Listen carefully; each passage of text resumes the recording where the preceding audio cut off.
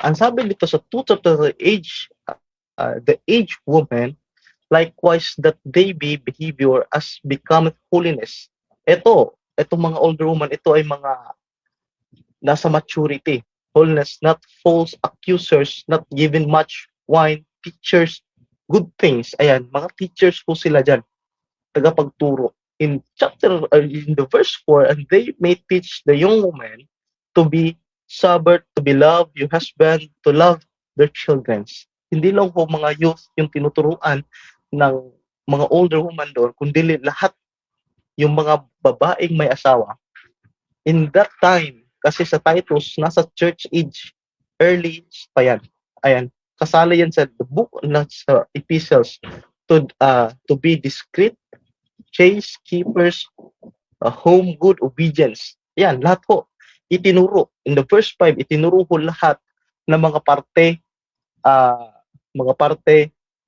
ng mabubuting gawa, pagsunod, ayan, pagsunod sa inyong mga asawa, ganon. Gaya ng sinabi ni Pablo doon sa Church of Corinthians na kailangan yung mga babae susunod.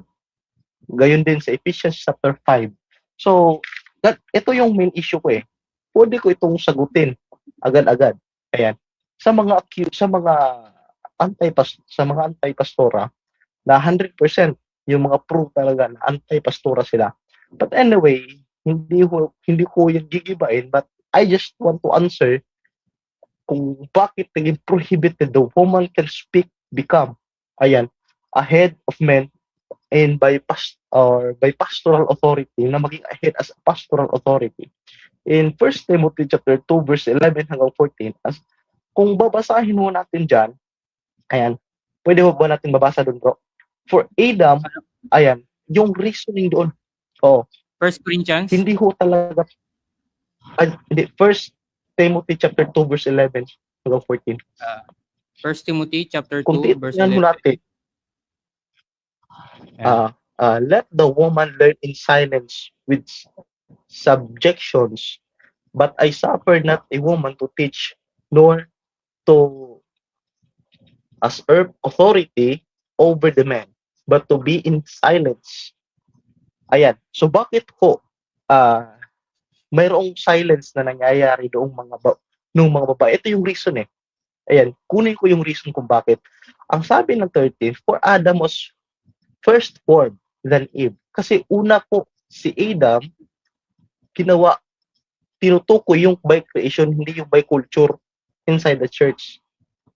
Kinuha doon by creation na mas nauna pang ginawa si Adan dito sa mundo bago pa nilikha si Adan at patungo kay Eva. In verse 14, and Adam was not deceived. Ayan. But the woman being deceived was in the transgressions. Nagka-transgressions yung tao doon dahil na-deceive yung babae. That was a reason, not by culture, but by the creations from the beginning. Hanggang ngayon, hanggang sa panahon ng mga apostles, tinutukoy doon na was formed, hindi ko hihigit yung authority. Ayan. So, pati doon in the 1 Corinthians chapter 14 verse 34 hanggang 35, if kung pwede bro, natin. 1 Corinthians chapter 14, ito yung mga mostly ginamit nila. Anong verse, bro? 34 hanggang 35.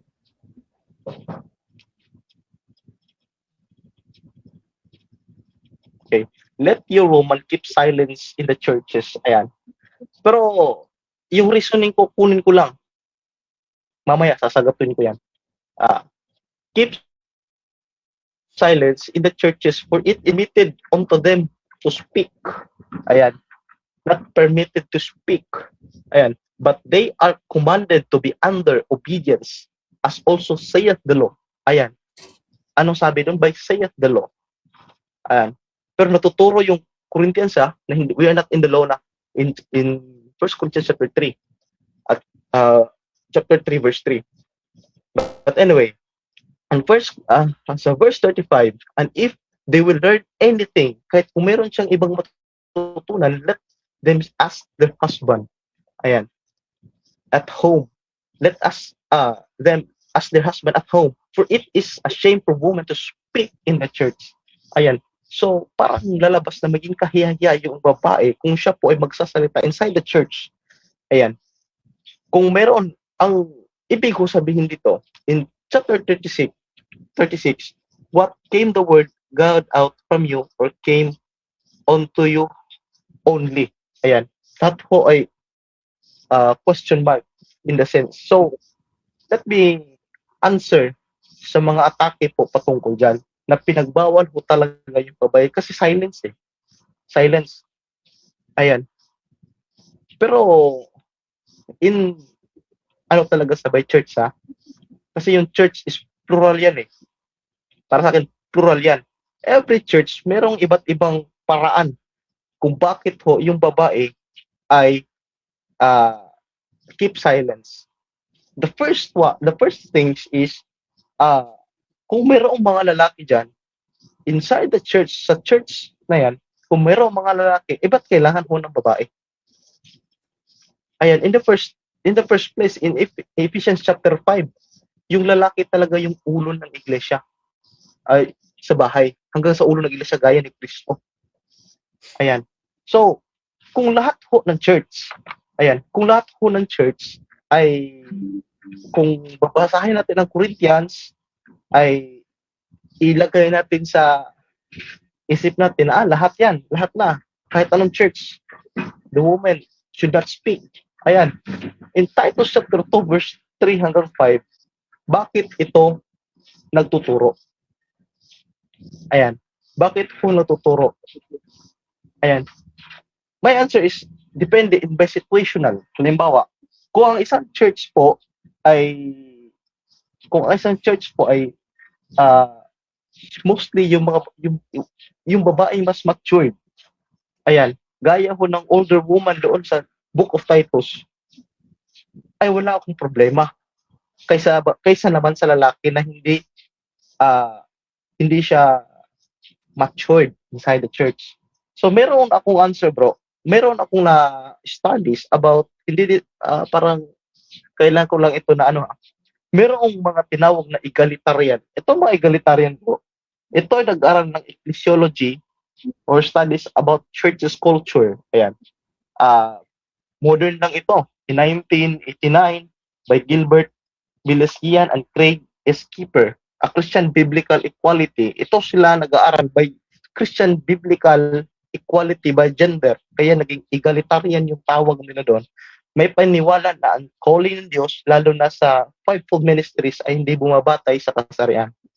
Ayan. Hindi po bumabatay sa kasarian. In that way, I believe na part ako doon sa ganung klaseng view ng egalitarian. Yung calling ng Diyos hindi bumabatay sa pagiging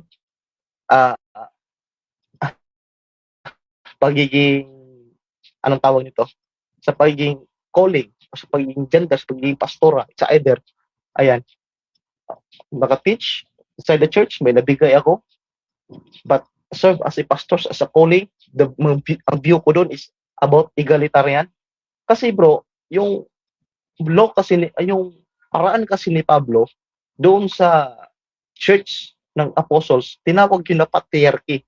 Yung patriarchy, bro, lahat ho ng mga ganap inside the church, sa bahay, sa lahat ay mga lalaki. The word patri is father. Lahat ho mga lalaki or mga father talaga ang nagdala pati sa iglesia hanggang sa bahay. Ganun ho yung principle ni Pablo na itinuro niya doon sa Church of Ephesians, doon sa kanyang kay Timothy, sa kanyang tao na si Timothy, at saka sa Church of Corinthians. Ayan, parang yung ginawa niya is parang patriarchy. Lahat ay mangungulo, lahat ay lalaki. Ganun yung ugali ng mga patriarchy. Ayan. Hindi ito anti-babae, ba't ito ang kaayusan na nilagay ng Diyos sa iglesia ng Father, Son, and Man. Huwag nating baguhin ang setup.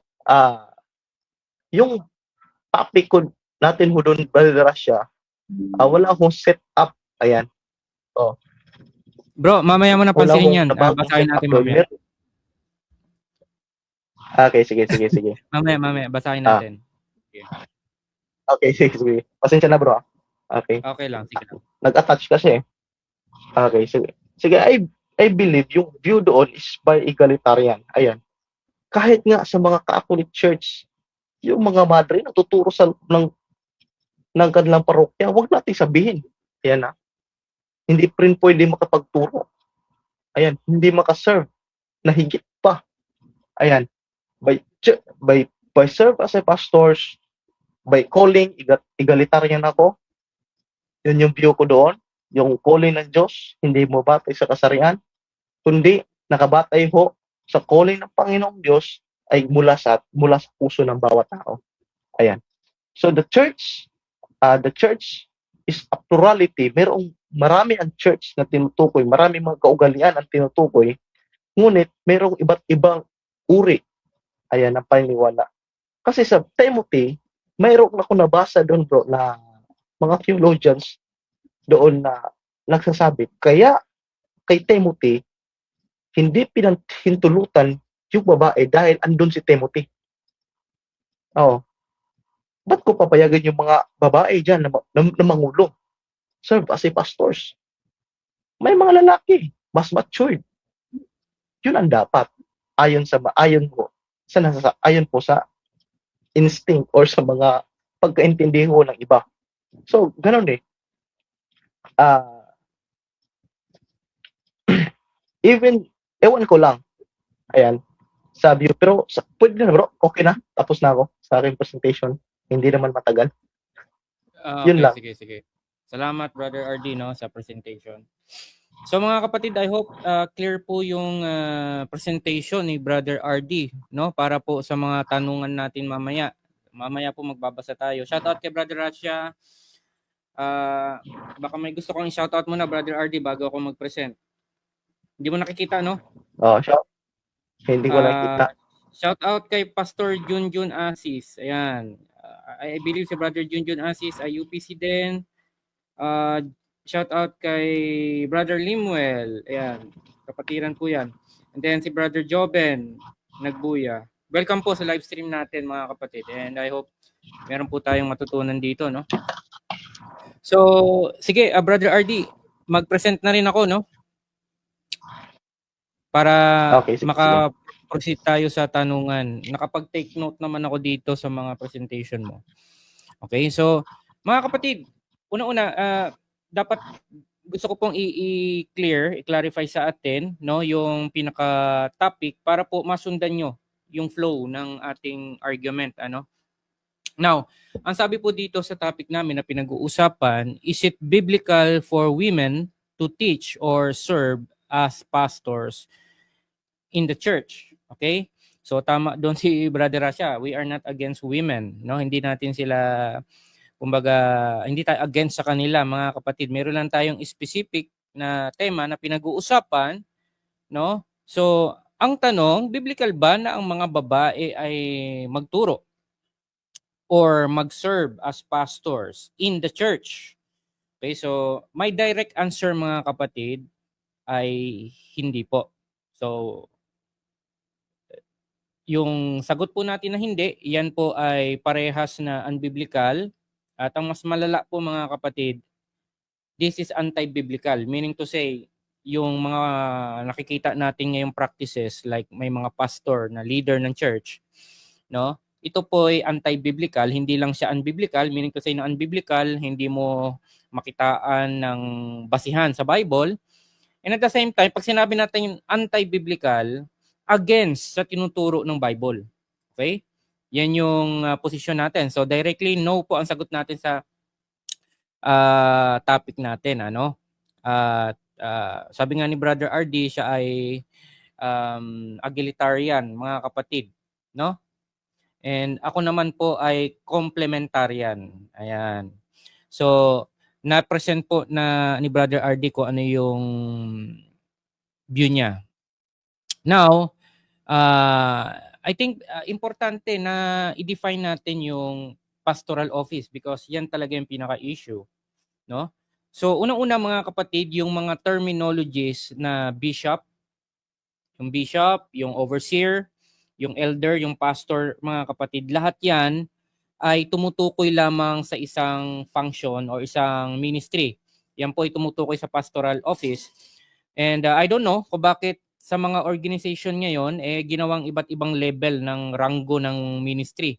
But biblically speaking, mga kapatid, no, kung ating aaralin yung mga terminologies na yan po ay tumutukoy lamang sa isang opisina. And this is very important for me na ma-define natin to ng maayos, mga kapatid. Dito po sa Acts, mababasa po natin dito. Hindi ko nailagay yung yung exact na chapter. Punta na lang tayo sa 1 Peter kasi dalawa yung reference natin. 1 Peter chapter 5 verses 1 to 3. So para ma-define natin yung dito sa 1 Peter kasi ang binabanggit dito is yung word na elders.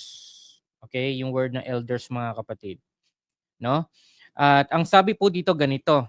Sabi dito, the elders which are among you I exhort, who am also an elder and a witness of the sufferings of Christ and also a partaker of the glory that shall be revealed. Feed the flock of God which is among you. So pansinin niyo, mga kapatid, yung mga elders, meron silang tungkulin na magpakain ng mga tupa. Taking the oversight. So meron silang responsibilidad to oversee or oversight, mga kapatid.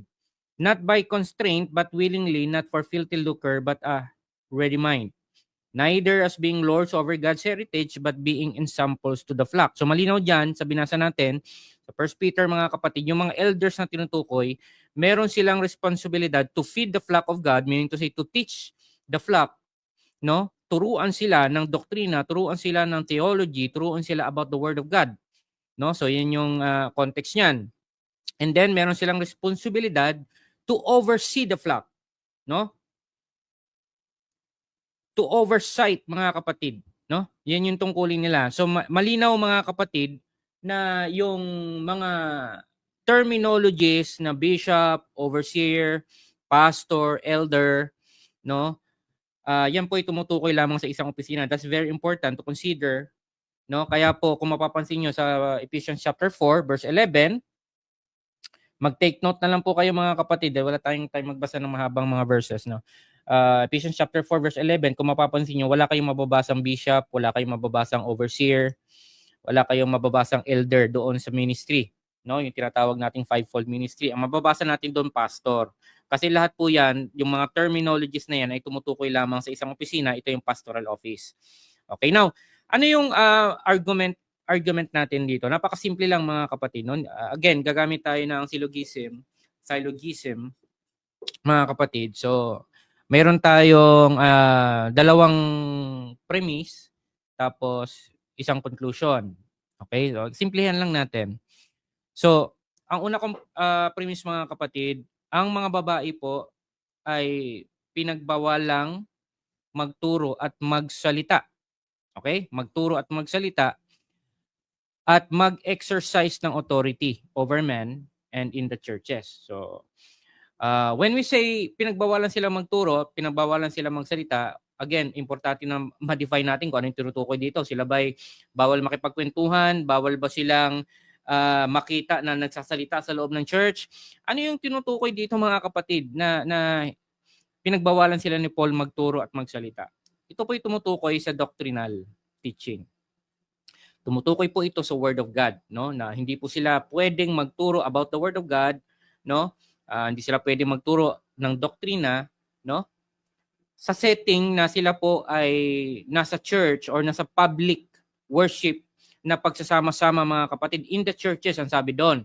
So, kanina nabasa natin ni Brother RD, 1 Timothy chapter 2 verse 11-12, 1 Corinthians 14:34-35. Napaka-importante po na ma-define natin kung ano yung sinasabi na teach at speak, kasi maraming pilosopo. Ay, ibig sabihin, bawal na magsalita ang babae sa loob ng church. Ay, hindi po ganoon, mga kapatid.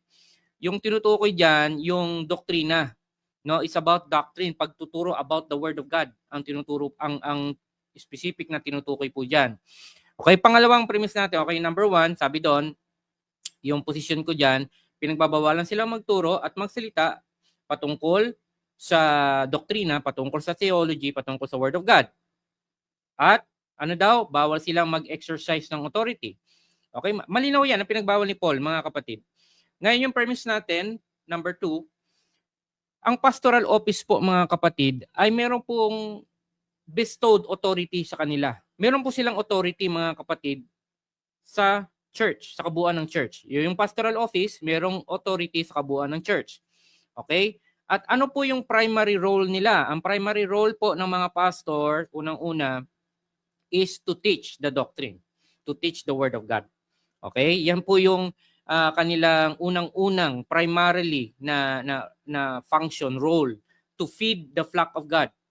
No? So yun yung pangalawa. So ngayon, anong conclusion natin ngayon? Kung ang premise natin, number 1, is bawal magsalita, magturo ang mga babae ng doktrina, no, sa kabuuan ng church, at bawal silang mag-exercise ng authority. Pangalawa, ang pastoral office ay meron pong authority over the church, at ang kanilang role, number 1 role nila is magturo, mga kapatid, ng doktrina sa church. Therefore, ang conclusion natin, bawal sila sa pastoral office.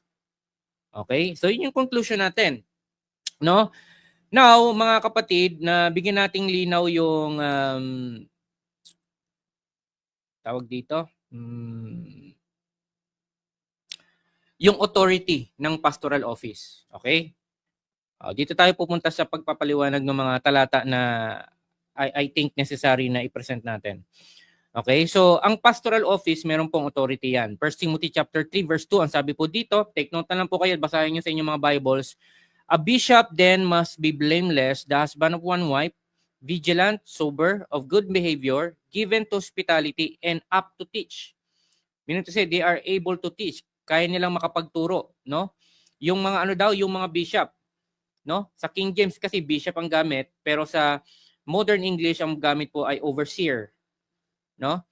Now, sa Titus chapter 1 verse 9, sabi dito, holding fast the faithful word as he hath been taught, that he may be able by sound doctrine both to exhort and to convince the gainsayers. So itong mga elders, itong mga pastors natin, nasa position po sila na kailangan nilang panghawakan yung word of God, at kailangan po nilang ituro kung paano po itinuro sa kanila, no? May tungkulon silang magturo ng sound doctrine, no? Meaning sa sound doctrine in line sa turo ng mga apostoles, mga kapatid, no?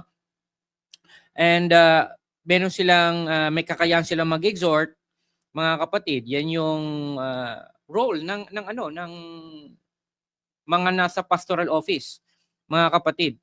And 1 Timothy chapter 5 verse 17, sabi dito, let the elders that rule well be counted worthy of double honor. So makikita natin doon, no, na meron silang authority, no? Sabi doon, elders that rule well. Okay? Hebrews chapter 13 verse 17, obey them that have the rule over you. Yung mga leaders daw, sundan natin dahil sila yung may mga rule over us. Meron silang authority over us, mga kapatid.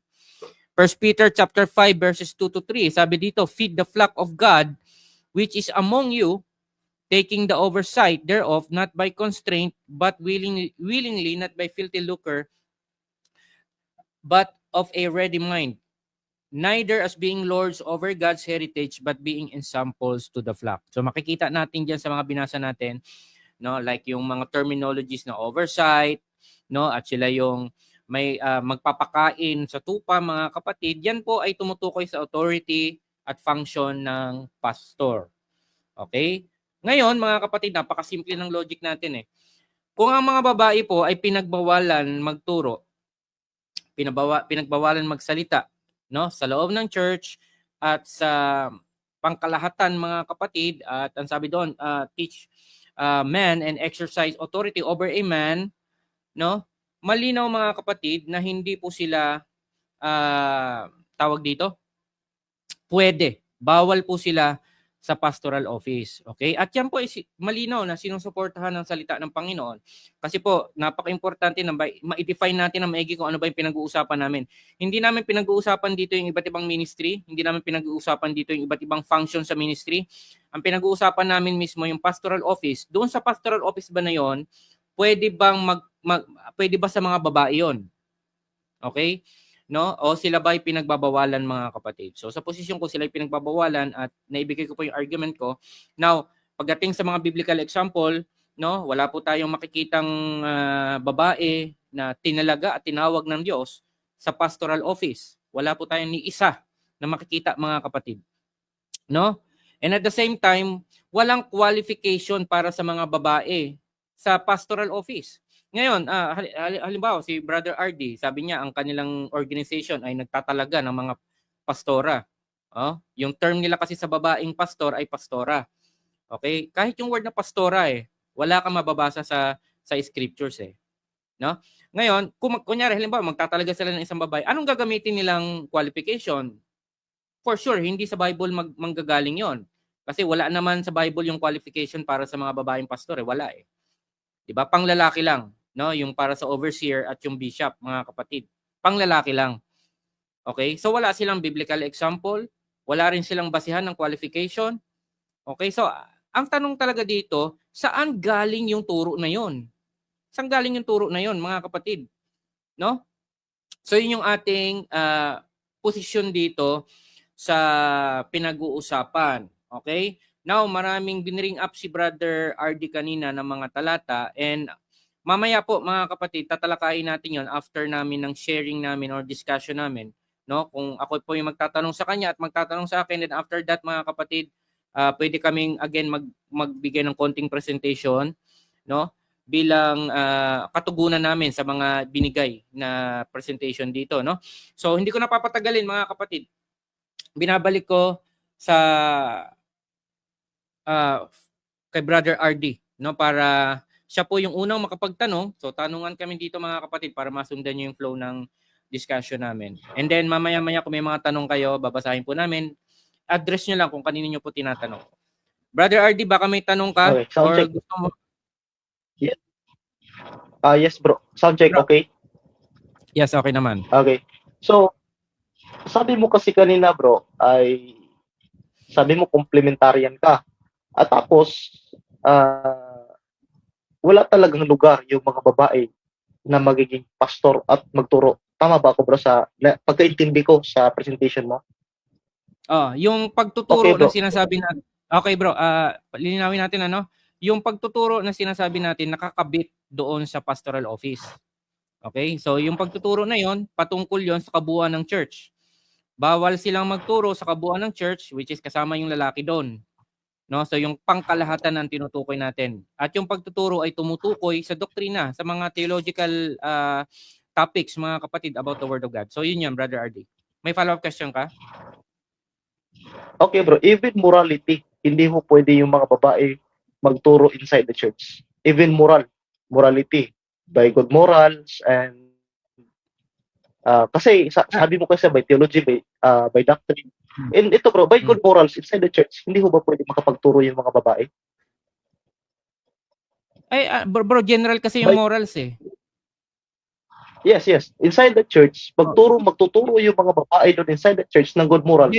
Okay lang ba sa'yo? General, bro, yung word na moral, yung mga moral teachings na sinasabi mo, general yun. Yes. Magbigay ka ng example ng sinasabi mong moral teachings. Okay, halimbawa, bro, yung binasa ko sa Titus chapter 2 verse 3 hanggang 5, yung mga older woman doon na nagtuturo, good moral yon, magiging obedience. Yung mga babae doon, kailangan maging obedience. Kailangan maging submission sila sa kanilang mga asawa.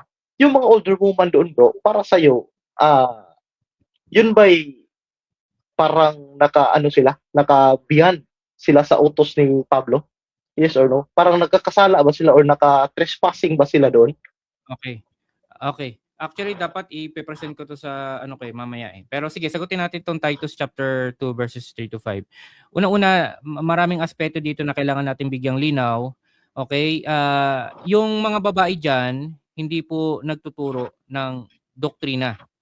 Okay? Hindi po nagtuturo, wala kang mababasa diyan nagtuturo sila ng doktrina. Pangalawa, ang tinuturuan po nila diyan, pawang mga babae lamang ang tinuturuan nila. So again, yung posisyon ko po, hindi po generally na bawal magturo ang mga babae. Ang sinasabi natin sa kabuuan ng church, no, kasama yung lalaki diyan, no, hindi po sila allowed mag-exercise ng authority at hindi po sila allowed magturo. No? Yun, very specific yung ating position diyan. Okay, now dito sa Titus chapter 2 verse 3-5, no? Meron silang inatasan sila diyan, sinabihan ni Pablo si Titus na sabihan yung mga babae na turuan yung mga kapwa nila babae, whether may asawa or wala. Okay? Kapwa babae ang tuturuan. Wala kang mababasa diyan na Titus, sabihin mo yung mga babae na turuan din yung mga lalaki. Walang ganon. In fact, kapag binasa mo yung mga lalaki, sa part ng mga lalaki, sila yung sinabihan na dapat maging faithful sila sa doctrine. Mababasa mo doon. So yun yung katutunan ko doon.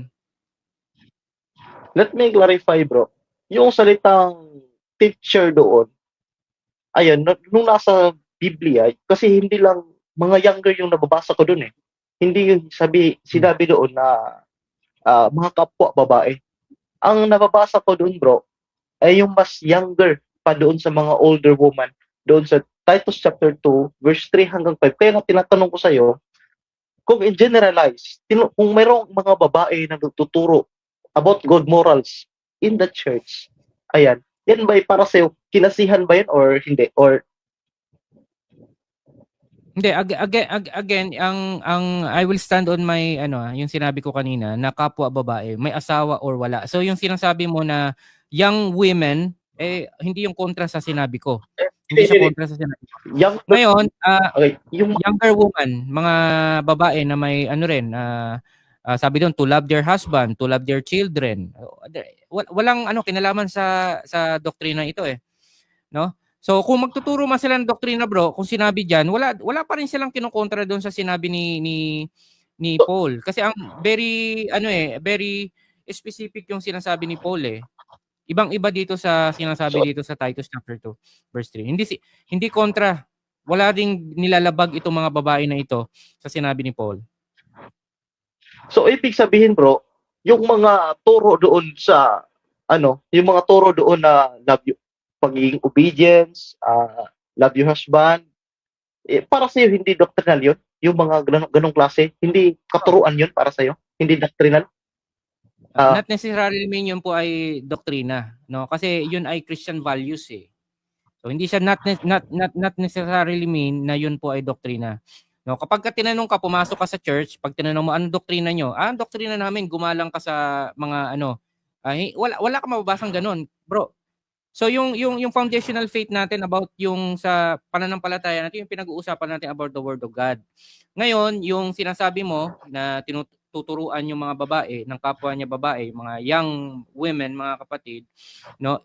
Tinuturuan sila ng behavior. Tinuturuan sila ng manners, no? So, ngayon, again, sabi ko nga Brother RD, kung magtuturo ito ng doktrina, sabihin natin, nagturo sila ng doktrina, malinaw natin nababasa dito. Hindi pa rin siya kukontra doon sa sinabi ko kanina dahil specific yung tuturuan dito. Mga young women.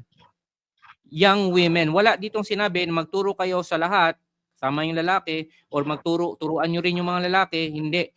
No? In fact, sabi nga sa verse 5, sabi dito, young men likewise exhort to be sober-minded. So si Titus, sabi ni Pablo kay Titus, mag-exhort ka doon sa mga batang lalaki. In all things, showing thyself a pattern of good works, in doctrine, showing uncorruptness, gravity, sincerity. So sa mga lalaki, mga kapatid, pinagkatiwala in doctrine eh. Next question bro, kung meron ka pang follow-up. Okay bro, itong nasa kay Feby, yung pagiging servant or pagiging diakonos niya, para sa'yo, wala din siyang authority to preach the doctrine. Bilang diakono, wala siyang authority to preach at sa mga issue patungkol sa pananampalataya. Alright, salamat sa tanong mo bro. Buti naman pinapadali mo yung aking trabaho ngayon. Kasi gusto kong i-present sana yan sa sa follow-up na presentation, pero tinatanong mo na, kaya salamat para mas mapabilis yung aking trabaho dito. So, unang-una mga kapatid, no, it is an assumption to say na si PB ay naitalaga bilang diakono, no? Tinawag siyang diakono dahil naglilingkod siya. Hindi siya tinawag na diakono dahil tinalaga siya na diakono. So magkaiba 'yon. Tayo kasi meron tayong unawa na porkit naglilingkod yung tao, sinabihan na siya naglilingkod using the Greek word na diakonos. No, kasi generic yung word na diakonos eh. Pwede siyang gamitin sa servant. Meron siyang meaning na servant. no? So sa atin, ang understanding natin, kapag yung isang believer ay servant, understanding natin kagad na ito ay tinalaga na diakono. Tandaan natin mga kapatid, biblically speaking, ang diakono ay tinatalaga. Ito po ay ministry. At mapapansin natin puro lalaki yung diakono sa ministry. Ngayon, bakit tinawag ng diakono si PB? Dahil siya po ay naglilingkod. No? Ang mga pastor meron pong tungkulin na maglingkod, which is yun po ay diakono. No, yun po yung word niya, diakono rin, no? Pero yung pagsasabihin natin na yung diakono ay equivalent sa pastor, doon po tayo magkakamali. Kung sasabihin din natin na si PB ay naitalagang diakono, kailangan nating patunayan 'yon, no? Kasi assumption 'yun sa part natin No, assumption sa part natin. Wala pong sinabi doon sa teksto na si PB ay tinalagang diakono. Kundi, sinabi lang siya na siya ay servant. Diakono kasi nga yung word na diakonos, no, ginagamit din sa salitang servant. Generic siya, no? Generic siya. Ang mga pastor may tungkuling mag-serve, no? So pwede silang mag-function as diakono din kasi naglilingkod sila No, but if we're going to say na ang diakono ay equivalent sa pastor, no, at si PB ay naitalaga na diakono, kailangan pa natin ng mahabang pagpapatunay bago mangyari 'yon. Pero ang sagot ko sa iyo, Brother RD, no, kung si PB man, no, ay nagtuturo ng doktrina, hindi po malinaw doon sa sinabi ni Pablo, wala kang mababasa diyan na si PB nagtuturo ng doktrina, no? Bagkus ang servant basically ay sumusuporta, tumutulong doon sa mga leaders at doon sa mga nasa higher ministry, yun po talaga ang tungkulin nila. So, for me, kinilala lang ni Pablo kung paano si PB ay tumutulong doon sa mga nasa leadership. At yun po ay trabaho ng servant. Hindi, not necessarily mean na siya ay nasa ministry ng servant. Kasi ganito yung Brother RD Kapag nakita kitang nagtuturo ka, sabi ko si Brother RD nagtuturo, pastor yan. Pwede ba akong mag-conclude kagad na gano'n, na nagtuturo ka lang kaysa sabihin ko pastor ka kagad? Hindi Hindi lahat na nagtuturo sa church ay pastor. Hindi lahat na naglilingkod sa church ay masasabi mo na naitalaga bilang diakono. So dapat magkaroon tayo doon ng linaw. Next question, bro. So therefore, si PB ay hindi siya tunay na diakono by calling.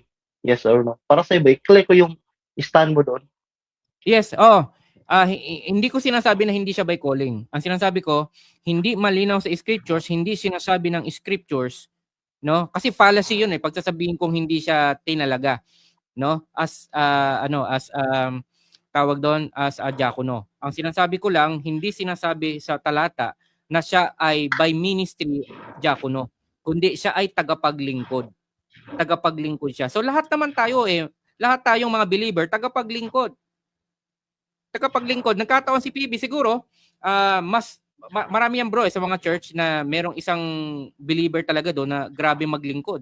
Kaya siya kinikilala, oy grabe yung si sister, grabe yung si brother maglingkod. So ganun lang yun mga kapatid, ganun lang kasimple. Okay na bro. Okay. So doon sa sinasabi mo na si PB ay servant dahil siya ay naglilingkod at hindi ba itinalaga bilang servant. Ngayon bro, lilinawin ko. Hindi ko sinasabing hindi siya tinalaga. Ang sabi ko, hindi sinasabi sa talata na siya ay tinalaga. Bagkus kinikilala lang siya, no, yung paglilingkod niya. So baka ma-misinterpret ako doon na kasi both sides sa atin, kailangan nating patunayan. Kung ako sasabihin ko na hindi siya tinalaga, kailangan kong patunayan 'yon. Sa side mo, kung sasabihin mong siya ay tinalaga, kailangan mo ring patunayan 'yon. So ayaw natin pumunta doon kasi hindi natin mapapatunayan ang dalawa 'yon. Ang sinasabi ko lang, hindi sinasabi sa talata na siya ay tinalagang diakono. Kasi ang diakono, official ministry yan Yan ang sinasabi ko. Sige bro. Yes, official ministry siya bro. Pero sa pagiging diakono ba, part ang pagiging teachers at pagiging minister para sa'yo? Sa pagiging diakono bro, wait lang bro. Kasi sa Greek usage ng KJV at saka sa mga interlinear at sa concordance, yung servant na diakonos, yung diakonos doon, kasali yung minister at kasali din yung anong tawag dito? Yung teacher, yung tagapagturo inside the church. Kasali yung servant doon. Para sa iyo, bro, si Phoebe hindi bilong doon kahit siya isang diakonos. Kasi in terms of definitions, yung minister at saka teacher kasali doon sa diakonos, bro. Oh, bro, ulitin ko lang sinabi ko, no? Yung mga pastor at yung mga nasa leaders, may trabaho sila na maglingkod din. In fact, basically, ang trabaho nila maglingkod eh. Therefore, doon sa board na diakonos, meron doon sinasabing servant, may pasok na minister doon. No? Ang sinasabi natin, ang pinupunto ko, yung diakonos is not equivalent to pastor. Pero yung mga pastor, meron silang trabaho mag-serve. So basically, diakonos sila. Pero kung sasabihin mo sa akin, oh, si PB diakonos, therefore pastor siya, problema 'yon. Kailangan mong patunayan yung ano mo, yung sinasabi mo. Yun yung aking response doon sa sinasabi mo. Again, yung word na diakonos, yung mga pastor may tungkulin silang maglingkod. Kaya doon nakalagay sa diakonos yung minister, yung servant. Okay? Pero pag sinabi mo yung diakonos equivalent to pastor, kailangan mo siyang patunayan. Yun yung response ko doon, bro. Kasi lahat naman tayo ng believers eh. In fact, sabi, ang Panginoong Hesukristo mismo, naglilingkod siya. Oh, so by role, ginagampanan din niya yung role bilang diakono. By role. Servant kasi yun eh. Yung meaning ng diakono eh. Sige, bro. Okay, bro. Sige, pero okay na, bro. Okay na. Nakuha ko yung point mo. Okay na. Okay. Bro, ako pwede akong magtanong? Sige. No problem. Okay. Kasi bro, nabanggit mo yung sa Acts 18:26, si Priscilla and Aquila. Ang tanong ko lang, bro, dalawang bagay, ano? Yes. Sinabi ba doon specific na si Priscilla ay nagturo kay Apollos? Sinabi ba doon specific si Priscilla nagturo kay Apollos? Or dalawa sila na nabanggit na Dalawa? Yes, dalawa. Kasi sabi doon, bro, in Acts chapter 18, ang word doon, and yung salitang they expound the way of the Lord diligently. So, ibig sabihin, bro, nagtuturo doon din si Priscilla. Hindi lang ho yung kanyang asawa, tinuruan yung Jew doon na yung tamang landas. Kasi yung pagkakaalam nila, pagkakaalam ng mga ni Apollos doon, ay yung daan patungo sa Diyos ay yung bautismo ni John the Baptist, yung nasa Old Testament. But niliwanag ng ng mag-asawa ang tunay na daan sa Diyos. So ibig sabihin nagtuturo sila, ayan, siguro mas higit pa sa nag-preach, in-expound nila. So ibig sabihin mas malalim na katuruan yung ginawa na doon in Acts chapter 18 verse 24 to 26. Pero hindi yung ibig sabihin pastor. Ang ginamit ko kasi yun kanina by teach yung woman doon kung ang babae ba ay makapagturo. Kaya nga sinasabi ko sa iyo, bro, in by situational. Kung may lalaki, tumahimik ka na lang. Ganun yung view ko eh. Okay. Kung may lalaki, huwag ka na makita. Okay. Salamat, bro. I agree, no? I agree na dalawa silang nagtuturo kay Apollos. Now, second question ko in regards of same na ano na 'yon. Yung ba ay tinuruan ba si Apollos ng private or ng public? Tinuruan ba siya privately or publicly? Privately. Kasi nasa bahay sila sa loob ng bahay ng mag-asawa. Yun yung context na nandoon. Pero yung tinalaga doon sa about na history ng context doon, belong si Priscilla at Aquila, the Church of Ephesus. Ayan. Hindi ho gaya ng church ngayon, ang pagandahan ng church, maraming hindi ganoon. Yung church doon ay parang nagiging household lang. Ibig sabihin, inside the church, hindi naman talaga building yung ano ng church kundi body of Christ. Merong mga gumagawa. Ibig sabihin, in by situational, pwede yung babae. Ayan, kung kinakailangan. Kung yung babae inside the church, mas matured, mas maigi siya mag-studies ng Word of God. Diba? Kaysa sa lalaki, yun yung pinipoint ko Ayan. Kaya nga bro, I think galing ka sa UPC pero never ka nakarinig na mayroong bishops. I-clear ko sa'yo, never rin ako nakarinig na mayroong babaeng bishops. Mayroong babae naging superintendent, naging ahead ng pastoral authority. Doon sa lalaki, wala. Ayan, kung pastora ka lang, siguro magiging taas yung position mo as a board, pero hindi naman talaga tapas na angat gaya ng mga lalaki na mayroong maraming chance magiging presbyter, magiging ganon, magiging overseer. siguro sa local lang, pero in terms of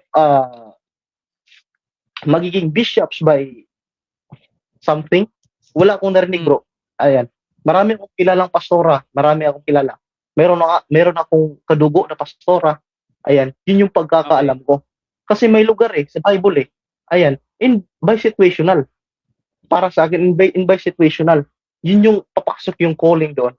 Yun yung point ko. Actually, meron sa presentation mo, kinasasagot mo, although mga 80% sa ngayon naman ako. Sige bro, proceed bro. Okay. Ngayon, bro, so, hindi si PB lang ang nagtuturo, dalawa sila. Tapos, privately, si Priscilla yata bro. Si Priscilla, sorry. Si Priscilla. Okay, si Priscilla, dalawa silang nagtuturo. And then privately, pangatlong follow-up question ko, bro. So, hindi ito sa loob ng church, hindi ito setting na nagtuturo, para lang confirm, ano? Hindi ito setting na si Priscilla ay nagtuturo sa loob ng church. Tama ba? Kasi yung church na nagiging ginawang assembly na doon ay parang household lang. Wala naman talaga mga local church na pagandahan ng church, na palakyan ng church noon in times sa panahon ng mga apostles, kundi mga households lang. Kung meron pang gawain, nasa loob lang ng bahay. Ayan. So, part ho na gawain ng iglesia yun, inside the church. Ayan. Part sa gawain ng inside the church, yung mga kaganapan ni Priscilla doon sa mag-asawa na yun. Yes. Okay. Sige. Iwanan ko na yan, ano? Kasi nag-agree naman ako doon sa mga ano mo. Now dito bro sa Romans chapter 16. Now after nitong question ko dito sa talata na ito, pwede kang magtanong ulit kung meron kang follow-up question. And then kung wala naman, mag-isip ka muna tapos susubukan natin magbasa ng mga ano. Shout out muna kay Pastor JR Obensa. Sino ba yung mga viewers natin? Wala masyado nagko-comment. So shout out po sa mga viewers natin, ano. Okay, dito sa Romans chapter 16 verse 1, bro, dito sa understanding mo sa diakonos, para lang clear sa akin at sa mga nakikinig, no? Yung word ba na servant or yung diakonos ay equivalent sa salitang poimen? Equivalent siya sa salitang pastor? Parehas ba yan sa'yo? Wala ba silang pagkakaiba? Pag sinabi bang diakonos, pastor yon para sa'yo? Pastor, sa times of apostles bro, wala pa talaga tinalaga na pastor doon. Wala pang ino-ordain na pastor doon. Literally. Based in historical, wala talagang tinalaga na ikaw ay magiging pastor. Ayan. Ewan ko kay Timothy kung pastor ba yung ibig sabihin mo doon. But anyway, doon sa Romans chapter 16, equivalent ba yung diakonos doon? Ganito yan bro. Ang definitions ng diakonos doon, kasali yung minister. Tapos yung minister doon bro, ay belong yung pagiging pastoral authority or kaganapan bilang pastor. Ibig sabihin. Okay. Linawin ko bro yung tanong ko baka kasi malabo sa pagkakadating sa'yo.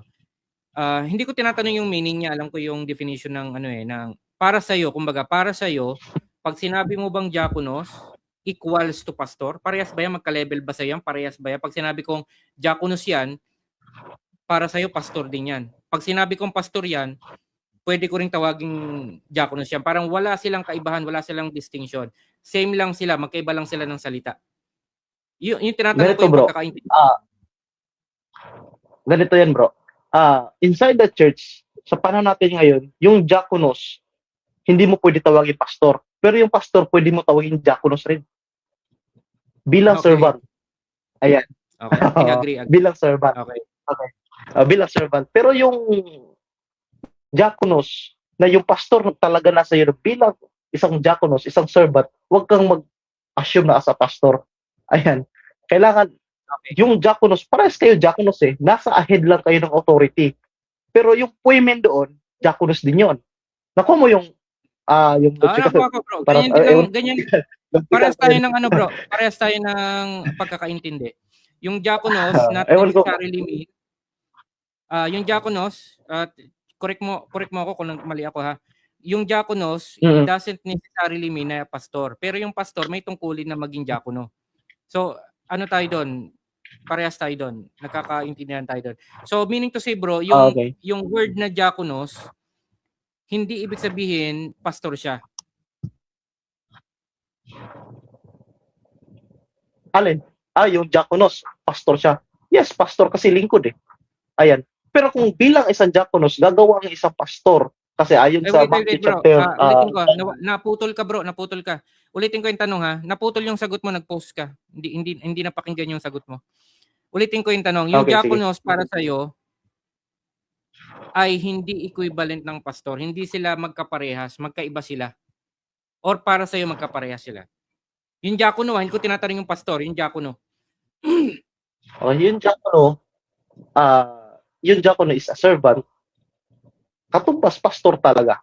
I believe. Kasi servant din yung pastor. Pero, halimbawa, kung ikaw ay isang bilang pastor, gagawa ka ng isang diakono sa loob ng iglesia, hindi yan pastor. Hindi yan tinawag natin na office. Kasi ang pagiging diakono, broad yan eh. Broad yan. Halimbawa, kung ang pagiging diakono ay belong sa fivefold ministry, pastor ka. Katumbas yun. Kasi, even the apostles, diakonos din, para sa akin. Teachers, diakonos din. Evangelist, diakonos din.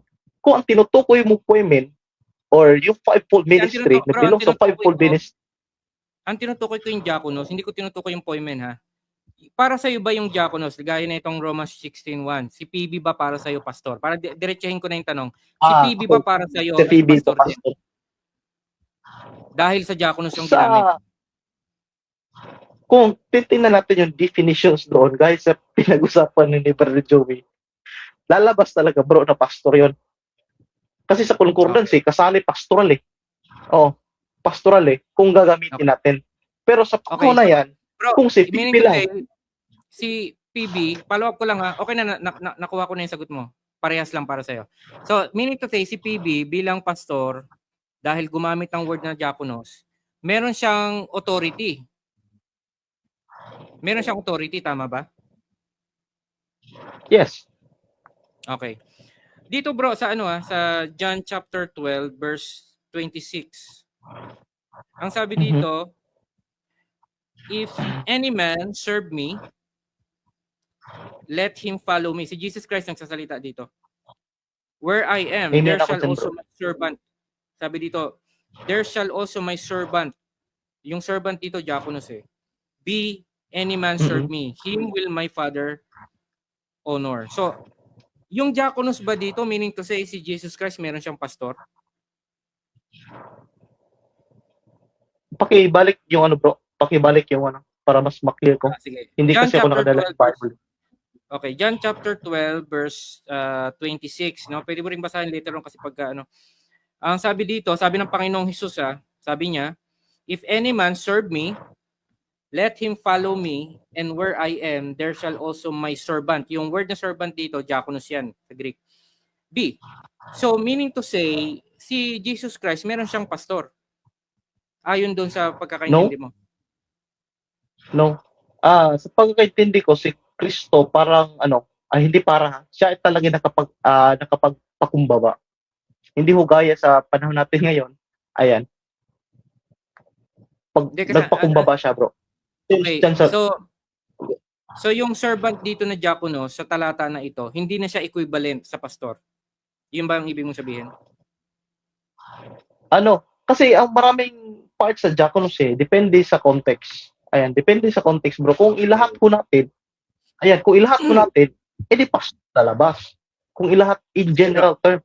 Pero kung dyan sa context na yan, kung yan bilang servant ako, kaya nga sinasabi ko, kung bilang servant ka, tinalaga ka ng pastor, huwag kang mag-assume na pastor because you are a servant na hindi naman sa pastoral office. If you are a servant na nasa pastoral office o nasa fivefold ministry ka, ayan, yan ang lalabas na diakonos ako, servant ako bilang pastor.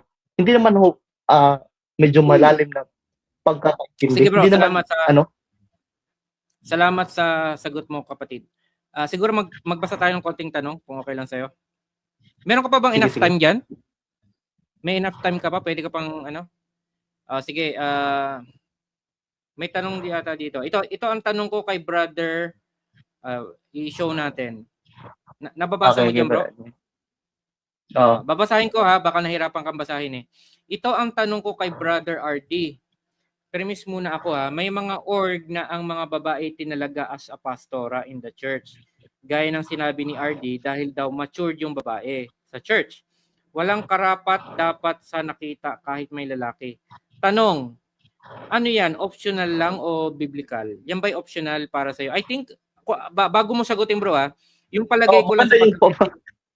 parang optional lang para sa'yo, no? Sige bro, pakisagot yung tanong na yan.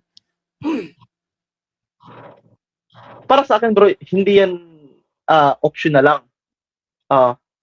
Both ang sagot ko dyan. Bakit? Kung optional, wala nang iba kasi ikaw lang yung mas matured. Ayan. So, lalabas na optional. Kung biblical naman, ganito yan, bro. Merong part sa Bible, yung inilatag ko na talata na pwede makapagturo dyan sa loob. Halimbawa, meron naman talaga mga overseer na mga bishops dyan. In 1 Timothy chapter 2 ba yata yun?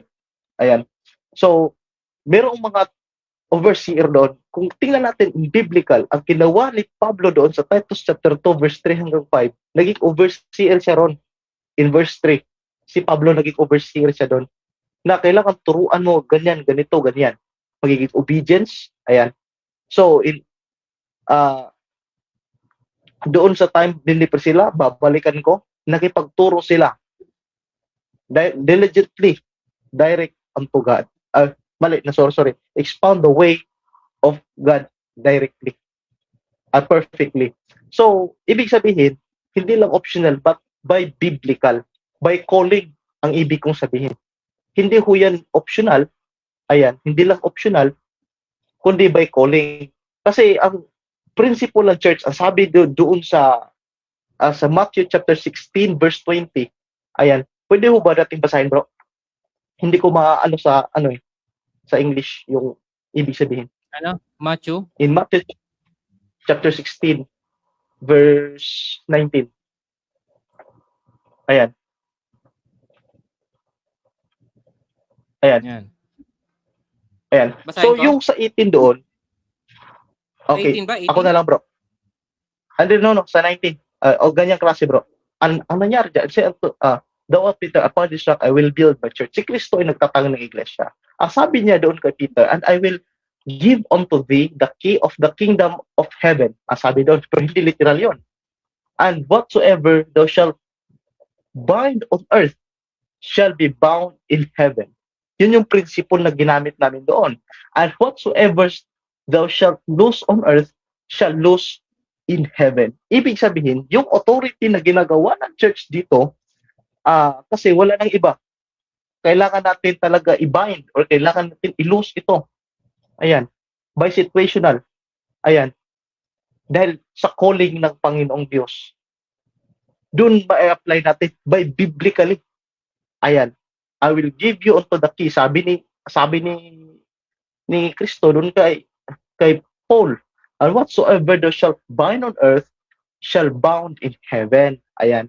And whatsoever shall loose on earth shall be loose in heaven. Ayan. Merong mga ina-approve, merong mga ina-approve na by situational. Kaya binabind. Kailangan dito shall loose dito sa sanlibutan dahil they shall be loose in heaven. Ganon yung situational na nangyari. Sana naintindihan mo, Pastor JR. Yun yung ibig sabihin namin doon. By optional, hindi lang optional, accept namin yon. By biblical, yes. And dahil sa calling. Ayan. Okay. Bro, may gusto akong itanong dito sa 1 Timothy chapter, ano ba yung ginamit mo kanina? Chapter 2, 11, ano? Oo. Okay. Bro, yung dito sa chapter 2 verse 12, sabi dito, binasa mo to kanina, but I suffer not a woman to teach, nor to usurp authority over the man, but to be in silence. So siguro may tatlo akong tanong patungkol dito sa talata na ito. So, ang una kong tanong bro, ang tinutukoy ba dito sa pagkakaintindi mo, yung setting is tumutukoy ito sa public worship na kapag sila ay nagsama-sama sa church, no? Ito ba yung tinutukoy dito na setting? Dito For sa me bro is wala akong nababasa. Okay, wala akong nababasa diyan na by generally talaga na assembly. Ayan. Basta yung turo lang ni Pablo doon kay Timothy, ah yung babae magiging silence talaga. Ah, kung kaya nga sabi ko, kung lahat general natin hindi magsasalita, bakit yung mga older woman doon nagsasalita? Inutusan doon kay Titus, 'di ba? Parang lalabas na kung i-generalize natin, hindi. Para sa akin is nakadepende Hindi, yan, bro. ang tanong ko bro, Kasi ang tanong ko yung setting doon sa tinatanong. Hindi ko tinatanong yung ibig sa setting, kung okay, yung setting ng pinagsabihan niya. Ito ba'y public worship na magkakasama yung lalaki or babae? Hindi ko sinasabi na yung sinasabi ba ni Paul ay general. Ang sinasabi ko yung setting nung pinagsasabihan niya. Ito ba ay, kumbaga, kailan ka ba pwede makapagturo ang babae na kasama ang lalaki? Of course, sa public worship yan, sa public na fellowship, sa pagsasama yan. Okay, so yung setting ang tinatanong ko. Ang kaya nga, sa'yo, bro. Okay. hindi mo alam yung setting, parang ganon. Hindi ko sinasabi na hindi ko alam. Basta ang nababasa ko ay walang mababasa. Or ewan ko, kung siguro kung mabasa mo na mayroong public worship or general na kaganapan doon sa panahon na yan. Pero but for me, bro, kung i-generalize lang ba, halimbawa, ayan, kung hindi talaga makapagsalita, silent talaga yung babae doon, ang mangyayari talaga, nagiging kontrahan ang Titus at saka kay Timothy sa turo ni Pablo. Hindi. Kasi ganun yung tinutukoy ko sa 1 Timothy chapter 2. Meron naman si Timothy. Marami namang alagad dyan si Pablo. Okay, so yung sa unang tanong ko, nasagot mo naman, okay, na sabi mo hindi mo alam kasi walang sinabi doon. Punta ako sa second question ko kasi may mga tatlong second question ko, bro. Ay, no bro, wait lang bro, hindi ko sinabi na hindi ko alam. Ang sabi ko bro is, hindi ko nabasa, hindi ko sasagutin na yan talaga yung public. Ayan, kasi walang nababasa. Okay, so ibig sabihin, para sa'yo, walang nabasa, hindi siya public, hindi rin siya private.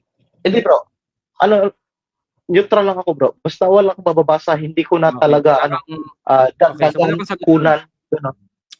Okay. Yes. So yung second question ko bro, no, yung teach dito. Ano yung context ng sinasabi ditong teach? Nagtuturo. Ano yung tinuturo dito? Dito sa salita dito sa 1 Timothy chapter 2 verse 12. Anong sinasabi dito yung teach? Yung teach doon bro, ang sinasabi doon, magiging ang sabi doon bro, magti-teach doon na magiging over doon sa mga lalaki.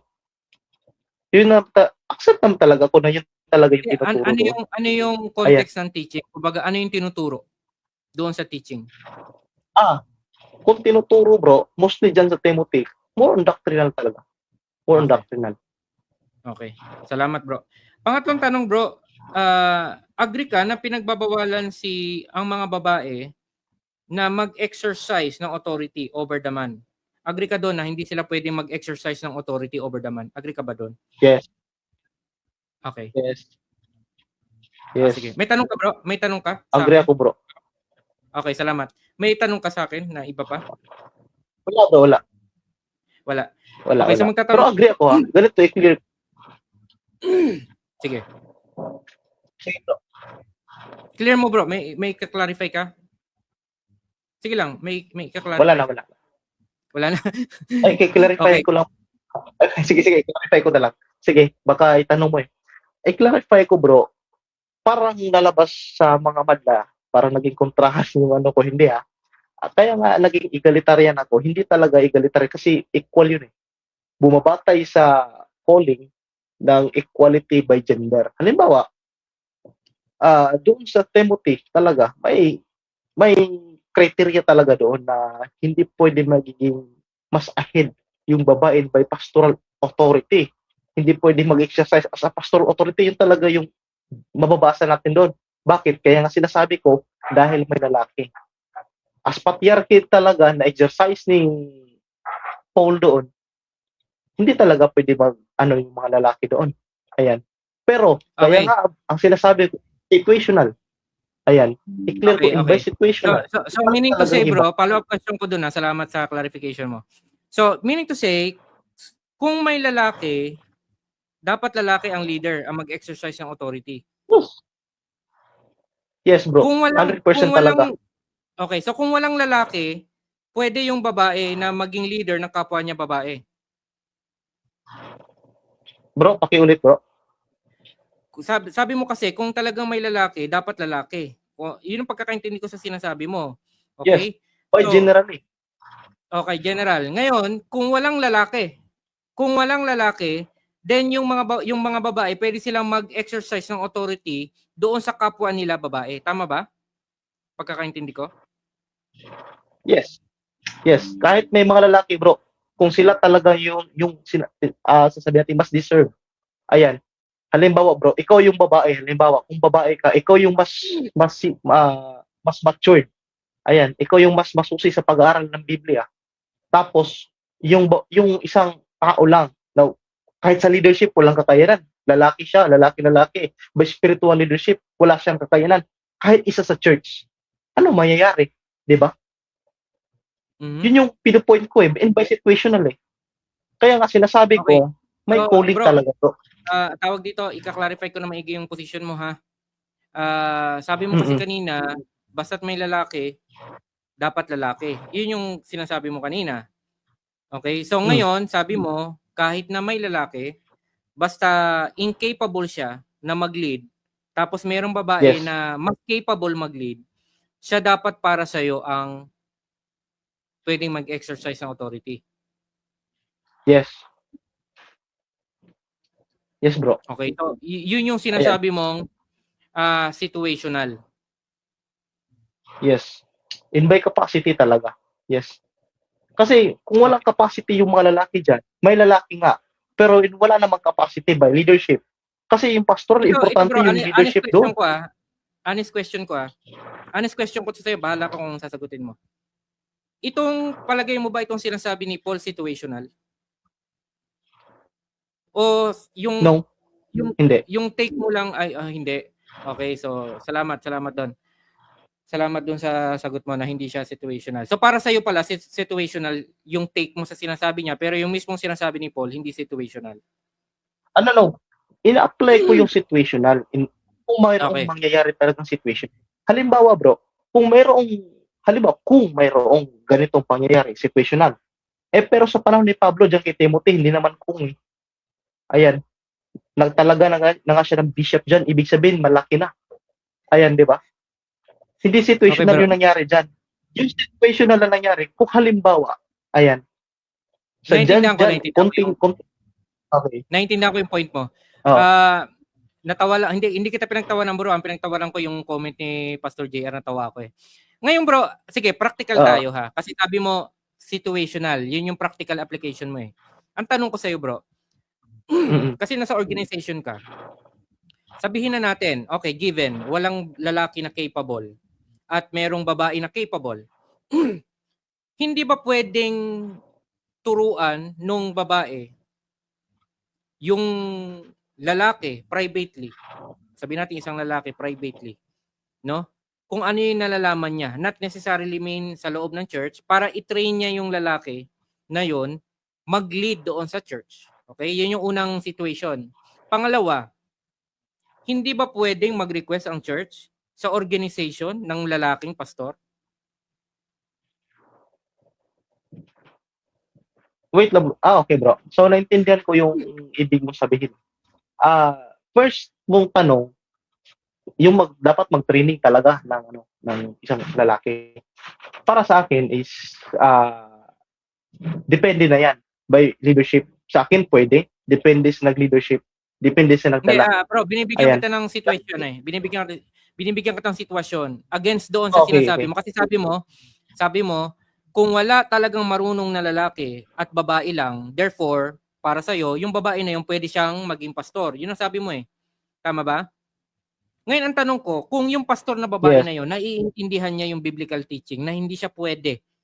Kasi sabi mo rin sa nabasa natin, sinasabi ni Pablo, hindi siya situational. So ako yung babae na marunong, magaling ako, pwede ako maging leader. Naintindihan ko yung sinabi ni Paul na hindi yan situational. Meaning to say, hindi ako pwede magpastor kahit magaling ako. Pwede ko bang bilang option, no, para masunod ko yung salita ng Diyos. Bilang option, pwede bang turuan ko yung isang lalaki privately ng doktrina, or pwede ba akong mag-request sa organization na headquarters, pwede ba kayo magpadala dito ng lalaking pastor na magli-lead sa amin? Ang tanong ko bro, pwede ba 'yon or Bro, hindi? yes, pwede bro. Wala namang Okay. problema eh. Pwede naman. Okay. Pero kung tinalaga na siya talaga na pastor dyan, eh maglingkod na lang siya. Ayusin niya yung matupa dyan sa loob ng iglesia na wag lang maligaw. Wag lang magiging wag lang niya kakatayin nila mga tupa dyan. Okay, bro, Ayan. sino yung nagtalaga sa kanya? Kailangan Sabi mo kasi pagka tinalaga siya, sino yung nagtalaga? Organization? yes. Yung talaga, yung meron talagang, halimbawa, presbyter, halimbawa, dyan sa situational na yan, meron talagang pangyayari na kailangan pastora, tapos nag-request nga ng pastor, pero nasa malayo. Ayan, walang lalaking gustong sumubok kasi malayo in the first place, hindi nila lugar. Walang masyadong income. Ayan, realistic talaga sa mga pangyayari na yan. So, ganun yun. Okay, kung pero kung sa comment na mga lang, mga medyo nonsense, parang hindi ko talaga pinapansin. Ayan. So, ganun lang talaga. Invite situational talaga, bro. Ayan. Okay, so okay na ako dun bro na sabi mo, okay na ako sa sagot mo na yung sinasabi mismo ni Pablo, hindi siya situational. Pero kumbaga, Oo. sa'yo, yung application mo ay pwede mong i-apply situational. Which Kasi, nakukuha ko naman yung punto mo. kasi, Nakukuha ko naman yung punto mo. ganito yung main point ko rin, bro. Yung situational na tinutukoy ko doon, para sa akin, yun yung paraan ng Diyos. Ayan, yun yung paraan ng Diyos. Sa iglesia na yan, para sa akin, paraan yan ng Diyos. Ayan, ganun ang, ganun yung view ko. Hindi naman talaga ako, mahilig ako sa mga philosophical, mga tactics. Ayan. Okay. Pero pagdating sa mga ganyan na spirituality, ayan, lalabas talaga ako dyan. Ganun yung prinsipyo ko. Pagtingin ko, ayan, may babae, ayan. Bakit babae Okay. dyan? Ayan. So, Sa totoo lang talaga, bro. sige. Sa Bro. totoo lang talaga, bro. Sa mga pastor ng UPC, ang in-impose talaga, pastor talaga eh. Lahat naman talaga situational. Bakit naging pastora? Ayan. Yung iba, nasa interview, ayan, pwede naman pastor ilagay. Ang problema, namatay yung asawa niyang pastor, ayan, siya yung sumunod, parang ganun, may ganun ding situational. Ayan, kasi yung organizations kasi ng UPC, hindi naman talaga, yan bro eh, hindi naman talaga pinagmay-ari ng isang tao. Ayan, yan, gawa talaga yan.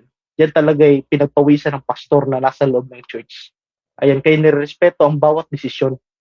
Ayan, ganun bro. Hindi naman kami masyado parang nagiging federalism. Okay. Actually kasi meron akong experience bro. Merong isang kapatiran din akong kilala na nung una sa kanya, ang unawa niya pwedeng magpastora, tapos nung naintindihan niya yung teaching, tapos nasa isang church siya, nasa tingin niya siya lang yung pinakamarunong kasi galing siya dito tapos umuwi diyan. Siya lang yung pinakamarunong. Ayaw niya talaga magpastor. Ayaw niya talaga kasi naiintindihan niya yung teaching. Ang ginawa niya, nag-request siya ng ibang pastor at doon sa Pwede naman. diyan nag-request siya ng ibang pastor.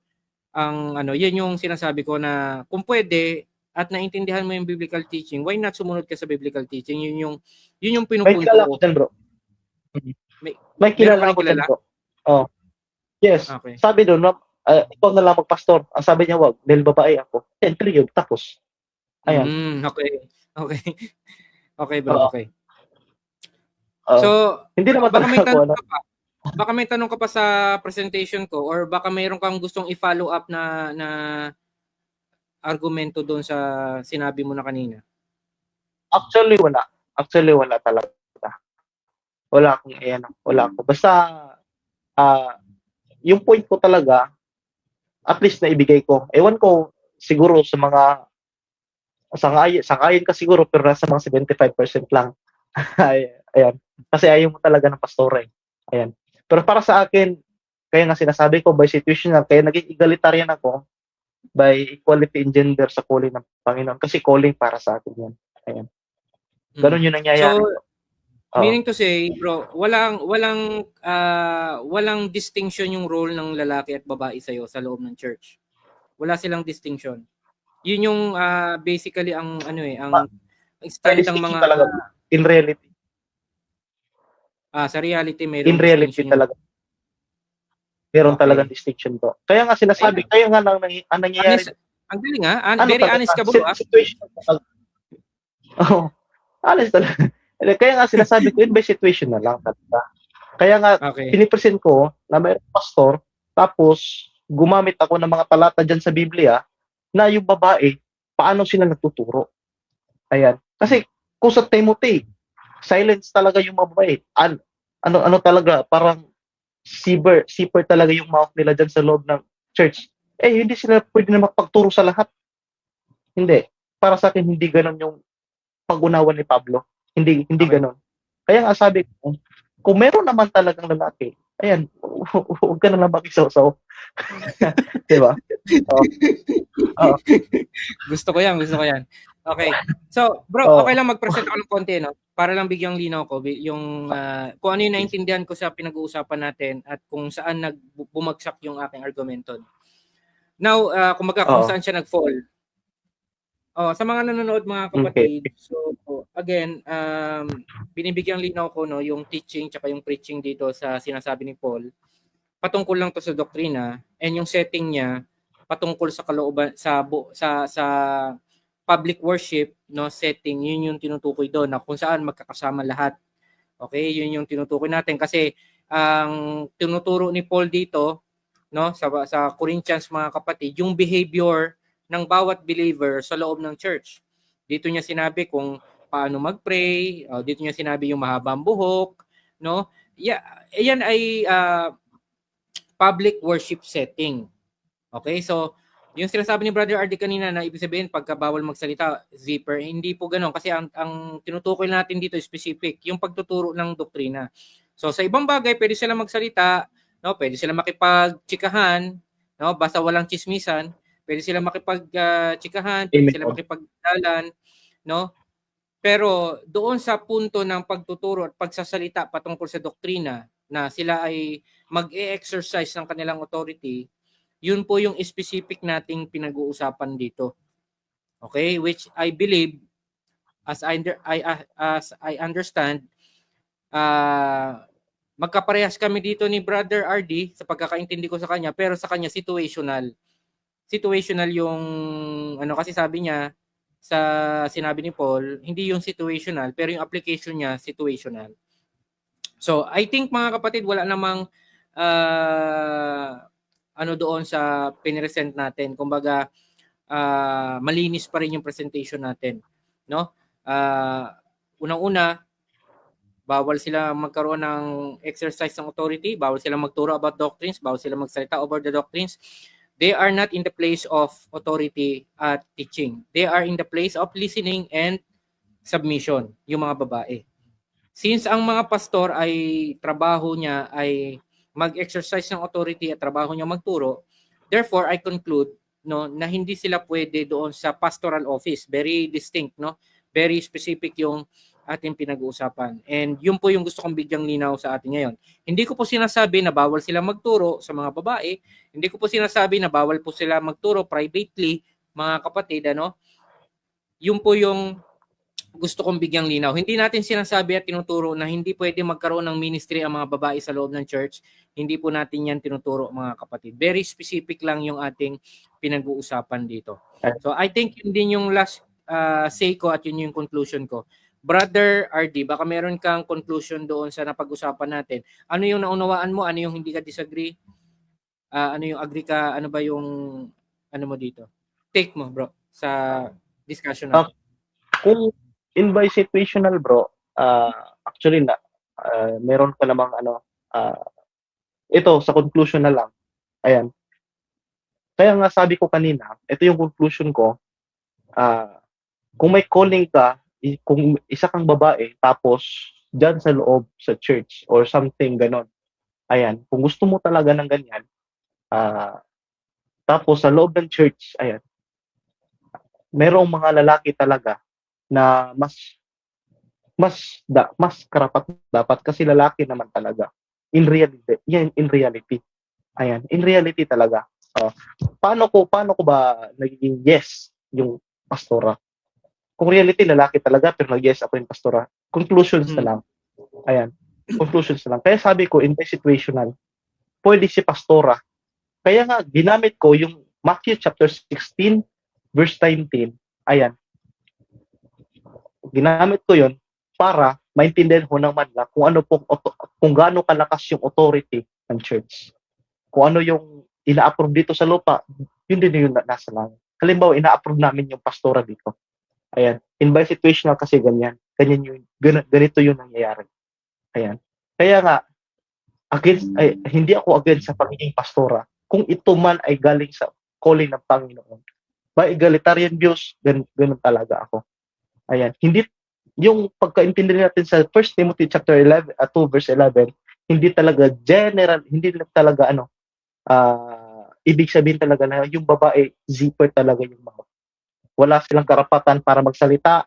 Lahat ng klaseng gusto nila, parang lalabas na hindi. Kasi kung gano'n talaga yung pinopoint, lalabas yung babae, hindi pwede mag-aral ng mga kasulatan. Hindi. Magtanong lang sila sa kanilang mga asawa, lalabas na gano'n. Diba? Pero hindi ko gano'n. Ayan. Kung meron mang paraan, ayan. Kasi mas malaki rin ang kakayanan ng lalaki sa ministry. Ayan. Merong mga iba't ibang uri ng ministry. Sa babae, pwede naman sila magtuturo. Ayan. Lalong-lalo na, mas effective sila sa mga bata kung saan sila bagay magtuturo. Ayan. Hindi ako, wala akong ginamit na Greek. Ayan. Wala akong ginamit na Hebrew word. Maliban lang sa diakono. Para malalaman ho natin ng manla, para malalaman ho natin kung ano ba talagang view ko dito. Bakit may pastora? Bakit ganito? Bakit hindi ako against pastora? Situational by calling yan. Hindi ko na talaga yan, pula na ako, labas na ako dyan pag nasa ganong klase. Kasi pati yung auntie ko, by situational, naging pastora siya. Yun yung nangyayari. By experience at by witness ko, kaya mayroong nagiging pastora dahil sa ganyang klase. Pero remember, itong turo sa lahat ng iglesia ni Paul, lahat po ng mga babae, lahat po ng mga asawang babae, magiging submissive kayo sa inyong mga husband. Gaya ni Kristo na lalaki na siya rin ang ulo ng iglesia. Ayan. So, patuloy kayo sa pagtuturo. Ayan. Yun yung pinopromote ko sa lahat ng mga babae. Ayan. Sa pagiging pastora. Ayan. Pero kaya nga sabi ko, kung lalaki talagang nandyan, ayan. Lalaki talaga. Ayan. Wag na yung babae makisawsa na mas hihigit pa. Ayan, magiging lalabas tayo dun sa Biblia, di ba? So kailangan talaga bro, para sa akin, yun rin yung views ko. At by the way, doon sa Bro, may tanong sa iyo. May tanong sa iyo dito. Baka okay lang sagutin mo. Iyan ang tanong niya. Sige.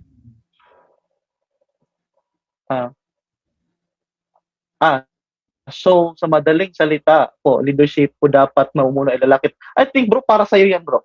Na tanong. Hindi, sa'yo yan. Kasi yung tanong, yung pahayag mo kasi, sinasabi mo, talagang para sa'yo lalaki talaga in reality. Tapos yung babae, situational. Tapos ang sabi mo rin, kung talagang may lalaki talaga, wag mo nang panghimasukan, wag nyo nang itas lalaki talaga. Kaya tinatanong niya ngayon. So meaning to say, para sa'yo, ang leadership talaga ay dapat talaga lalaki. Ngayon, kung may sitwasyon na nawala yung lalaki, doon lang papasok yung babae. Yun yung sinasabi niya. Yun yung ibig niya sabihin. Okay. So, madaling salita, buong leadership o dapat mamumuno ay lalaki talaga. Para sa akin is, kung talaga yung no ako. No. Bakit? Kasi meron naman talagang kakayanan yung mga babae para mamuno. Ayan.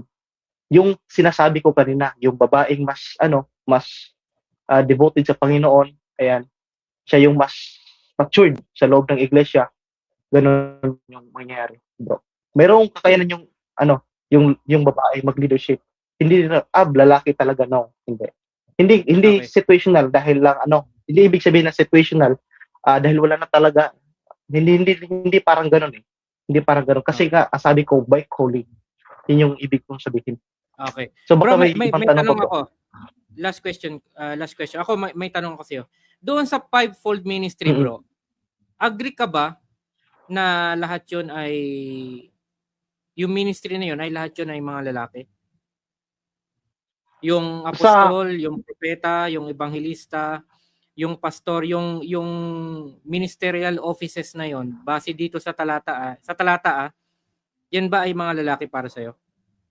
Yung sinasabi dito. Okay. Ah, kumpara sa akin at hindi sa organizations na katuruan, kumpara lang sa akin, ang sabi ko is yes, lalaki lang talaga. Yun. Kung batayan mo yung Okay, yung so definitions second by question, bro, definitions. siguro Ayan. ito na yung pinakalas kong question, bro. Sabi Okay, kasi bro. dito sa Tagalog, basahin ko. Ay, wala pala akong Tagalog. Wala pala akong sa ano lang yung English. Sabi dito, it was he who gave some as apostles, some as prophets, some as evangelists, and some as pastors and teachers. So agree ka na kung ikaw ang tatanungin, sabi mo, lahat yan ay lalaki. At ang sabi dito sa talata, he gave. Meaning to say, agree ka ba na yung mga lalaking ministers na ito ay ang Panginoon ang nagbigay? Sabi kasi dito, he gave some as apostles. Siya yung Yes. nagbigay. Yes. Yes, bro. Okay. Prophesize na ng Jeremiah chapter 3 verse 16. Tapos, bro, kaya nga sinasabi ko, kung lahat na ibuo natin, na kailangan talaga is bumabati sa gender grammatically. Kahit i-search natin sa Google, bro, importante sa Biblia ang pag-study is by exegesis.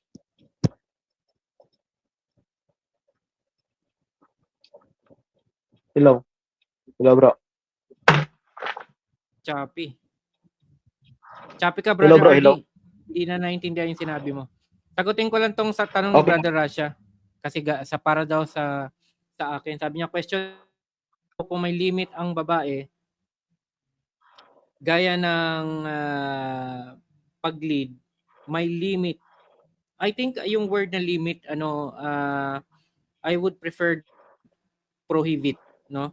Kung meron bang prohibition ang babae, no, meron ba yung lalaki? So sa context ng pinag-uusapan namin, yung ministry sa loob ng church, for me, kung yung ministry sa loob ng church ang pag-uusapan, wala siyang limit. Walang prohibition ang lalaki, no? Na pwede niyang gampanan yung mga ministry, pero merong mga tinatawag na boundaries. May mga boundaries, no? For example, yung ministry sa mga babae, no, even though meron siyang leadership doon sa mga babae, pwede siyang magtalaga ng babae para doon sa babae. So may mga boundaries, no, na I think pwede niyang tawag doon, implement mismo sa kanyang sarili bilang pastor. Pero pagdating sa position or sa ministry, no, I think, in fact, I believe yung pastor nagagampanan niya lahat ng ministry. Nagagampanan niya lahat yung ministry, pati yung ministry ng diakono nagagampanan din niya. So for me, as I understand, no, yung tanong at yung knowledge ko about dun sa tanong na yon, walang prohibition ang lalaki pagdating sa ministry. Pero pwede siyang mag-set ng mga personal boundaries niya doon sa ministry na ginagampanan niya. Ako bilang pastor, pwede naman akong kunyari sa counseling, pwede ako mag-counsel ng babae, pwede akong i-review ko yung babae, no? But meron akong pwede kong sabihin, no, sa mga nakakatandang mga babae na sila na ang makipag-usap sa mga babae. So pwede ako mag-set ng boundaries doon sa sa ministry ko. Pero yung sasabihin na meron akong prohibition, I don't think na meron. Unlike sa mga babae. So yun, sagot ko doon, Brother Rasha. Brother RJ, baka pwede na natin i-close to. I-wrap up na natin. May sasabihin ka pa ba? Pero, okay bro, last kong sagot bro, kasi naputol. Sa Bible kasi, kahit i-search mo sa Google, pag-aaral ng Greek at Hebrew sa theology, hindi naman talaga 100% na na kailangan gamitin. Basta exegesis yung context na gamit mo sa loob ng Bible. Hindi kay akal dahil yung nasa first sa Ephesians chapter 4 verse 11, lahat yun masculine. Lahat ay tumutukoy talaga sa sa lalaki. Parang hindi ganoon. Oo. Okay. Yun lang bro. Bro, Basta, agree ako sa iyo kasi kahit sa mga presentation ko, bihirang-bihira naman ako gumamit ng Greek eh.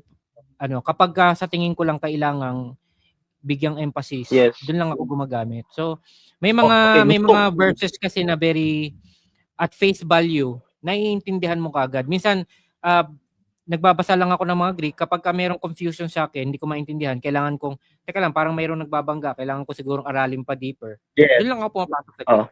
Pero yung sasabihin mo all the time, always, kailangan may Greek, kailangan may Hebrew, kailangan, no. Agree ako sa iyo doon sa sinabi mo, bro. Kahit sa Google bro, i-search mo ganun talaga yung principle. Kasi yung last conversation ni Brother Joey, ganun kasi yung nangyari. Yung diakonos, masculine, ayoko na i-bring up yung kasi respeto ko kay Brother Joey. Kumaga ayokong pag-usapan yung usapan namin doon sa video. No, ayoko rin. Okay, siguro pahabol daw. So, may mga tanong bro ng pahabol. Sagutin na lang din natin kung mayroon kang isasagot. Sabi dito ni Brother JR, tanong kay Pastor Brian, sa akin pala, brain tuloy, naging utak na. Tama ba i-apply ang masculine na bagay doon sa masculine na person sa argumentong pastora? Tama ba i-apply ang masculine na bagay doon sa masculine na person sa argumentong pastora? May nagamit kasi yan. Hindi ko magets tong tanong ni Brother ni Pastor sa nag-gets ko sa kanya bro, yung pwede ba i-apply yung masculine doon sa masculine person, sa halimbawa kung ang ginamit is by pastoral. Okay, sige. Ganito kasi Sige bro. Kasi mayroong nagagamit kasi yan basta pastor talaga masculine kasi ganito yung parang ganun talaga yung ibig niya sabihin. Ito pagkakaintindi ko, Pastor JR, correct me if I'm wrong. Tama ba i-apply yung masculine na bagay doon sa masculine na person? Now, kung Greek language ang ating hindi po sa lahat ng pagkakataon na yung masculine na bagay kasi ang object to masculine na bagay ay applicable doon sa masculine na person. Kagaya nga nung mga inanimate nouns or inanimate objects, yung mga concept at mga lugar. May mga lugar na sa Greek ay feminine gender, masculine gender, yung for example, yung earth, yan ay feminine gender, yung mundo natin. Hindi natin pwedeng i-apply yan sa person. Hindi natin pwedeng i-apply sa person.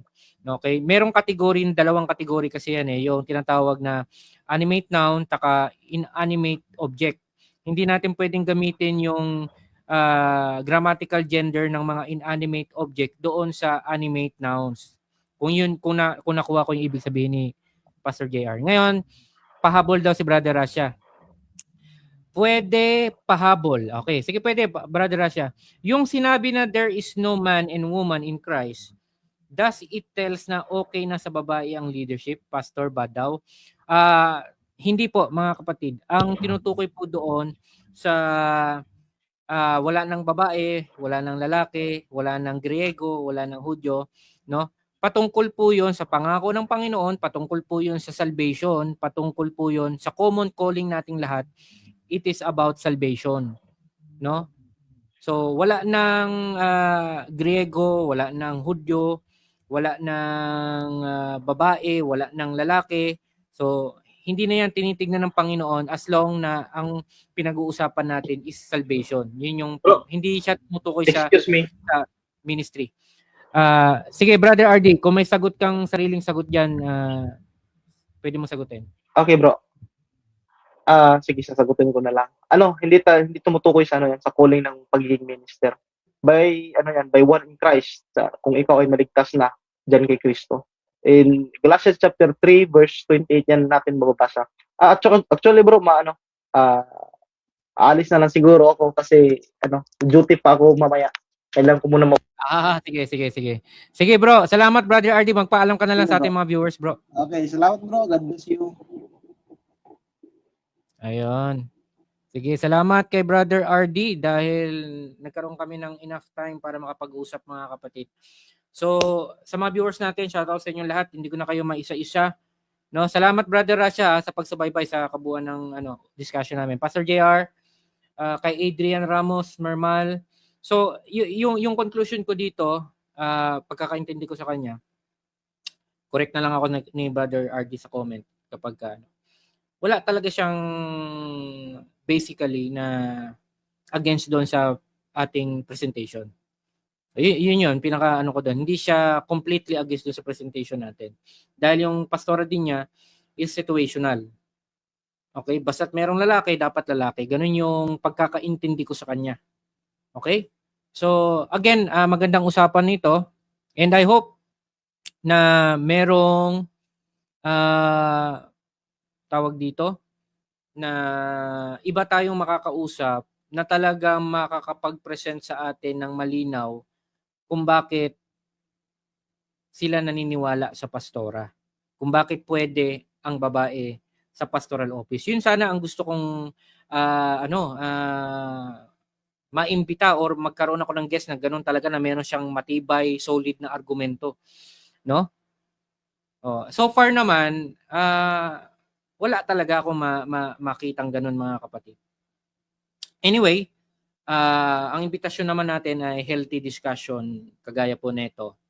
No? At again, salamat sa mga nakausap na natin patungkol sa topic na ito. At kung sabi nga ni shoutout kay Pastor Edwin, nabitin yung usapan namin ni Brother Joey, kung pwede kaming mag-part 2, pwede rin yun, posible pa rin yun mga kapatid. So depende pa rin yung kay Brother Joey, no? And yun po mga kapatid, salamat sa mga sumubaybay dahil mamaya-maya meron na rin pong gawain kami. God bless. Brother RD, maraming salamat sa grupo ng mga AFD, Apostolic Faith Defenders, no, ng UPC. Kung meron sa inyo na gusto pong magkaroon ng healthy discussion with me about sa topic na ito, welcome po kayo, no? Welcome po kayo.